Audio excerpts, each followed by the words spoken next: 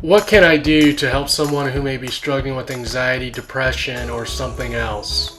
That's a great question, and really I would like to start this off by saying that what I really believe is that you really have to put yourself in that other person's shoes. And I know that we can really have a lot of answers for them, and well, this is what you should do, and those things. And I think if we can look that whatever they're experiencing is their perception, and you can kind of get in their shoes, then you can start to be empathetic. And I think empathy is, I talked about super skills in another episode. I think empathy is another super skill. And hey, that just gave me another idea, doing something on empathy here.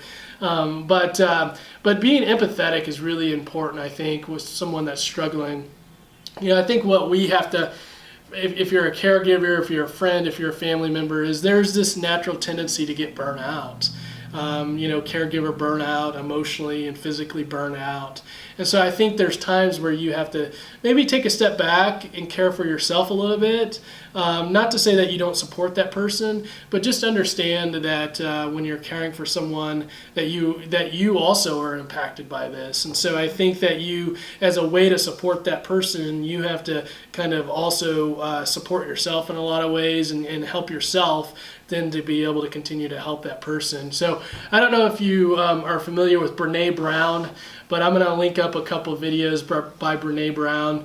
She talks a lot about empathy, and empathy is all about, as she's got a video which I truly love, she talks about that you have to go down with that person into their moments, in their places, and really just say, I got you, I get you.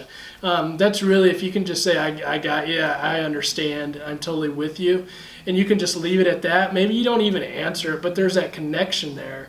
Then I think that really does help people out to be able to connect with someone, because sometimes people just feel so lonely in their places, physically or emotionally, and they don't really, they see themselves as separate. And so when they're able to connect in a lot of ways, because sometimes we all have our answers, well, you should do this or you should do that, that old saying, well, you don't know until you've walked in my shoes. So I really would like just to kind of emphasize how important it is just to connect with those people. And I know we all have our times where we have our doubts and those things, and so you may have to do your kind of own work about how you might go about reacting in various ways. But truly, I think if you can think about that, that's their perception and where they're coming from, regardless of kind of their intent, I think that'll help us stay in the right place. So hope that helps.